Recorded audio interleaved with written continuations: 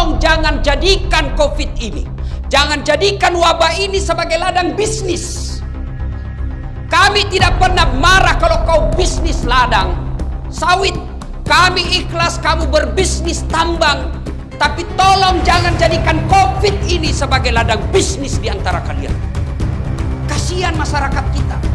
Mereka hilang nafkahnya, mereka hilang lapangan kerjanya, mereka hilang keluarganya. Lalu kau jadikan ini COVID sebagai ladang bisnis. Demi Allah, tidak berkah hidupmu sampai akhir.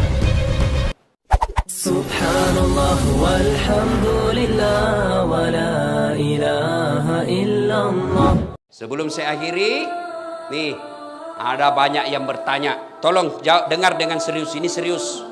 Ini banyak yang bertanya di medsos. Supaya sekali jawab enak sini.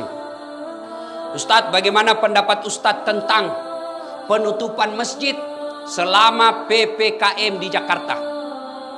Satu, saya pengikut fatwa Majelis Ulama, bukan pribadi.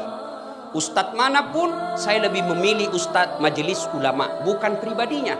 Namanya majelis, kumpulan orang-orang hebat di dalam Majelis Ulama.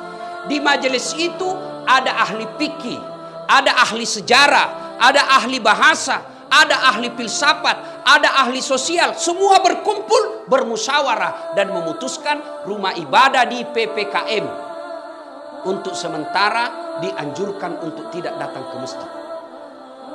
Tapi di Jakarta, bukan di Pindrang.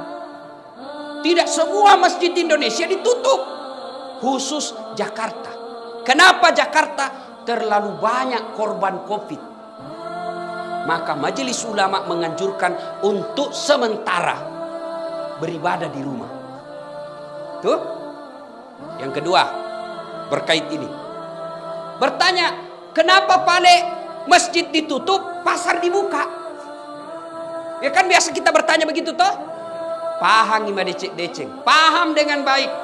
Semua fungsi-fungsi masjid boleh dipindahkan dan dilakukan di rumah. Saya ulang, semua fungsi-fungsi masjid boleh dipindah ke rumah dan dilaksanakan di rumah. Apa maksudnya? Sholat berjamaah boleh di rumah, berdoa boleh di rumah, ngaji boleh di rumah, zikir boleh di rumah. Tapi fungsi-fungsi pasar tidak bisa kau pindahkan ke rumah.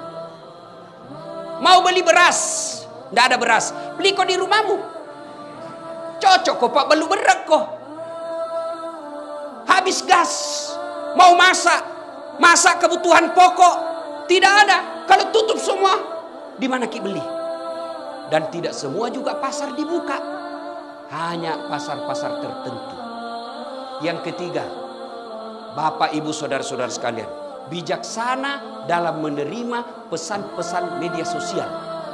Karena ada pesan media sosial yang sentimen memang di-share saja yang benci-benci. Habis energi, habis tenaga hanya untuk berdebat. Yang keempat, kita berpesan kepada pemerintah untuk lebih serius lagi menangani COVID ini. Yang kelima, kepada saudara-saudara kami para pengusaha, kepada saudara-saudara kami para pengusaha, terutama mereka yang bergerak di bisnis alat kesehatan, tolong jangan jadikan COVID ini, jangan jadikan wabah ini sebagai ladang bisnis. Kami tidak pernah marah kalau kau bisnis ladang sawit. Kami ikhlas kamu berbisnis tambang. Tapi tolong jangan jadikan COVID ini sebagai ladang bisnis di antara kalian. Kasihan masyarakat kita. Mereka hilang nafkahnya, mereka hilang lapangan kerjanya, mereka hilang keluarganya. Lalu kau jadikan ini COVID sebagai ladang bisnis. Demi Allah, tidak berkah hidupmu sampai akhirat. Mudah-mudahan COVID ini segera berlalu. Tidak enak kita punya hidup selama COVID. Kemana-mana tutup masker. Kemana-mana kita selalu stres. Sampai di rumah ada juga lebih menakutkan lagi. Mak jaluk mak taruh benewe. Melok ki mewe dek na lemu nyawa tak pak. Masih sakit ko lapangangi masih kasih ko kantor. Ilat tu sikit bene tak pena. Taniaya Pak, taniaya. Ini mana tuh?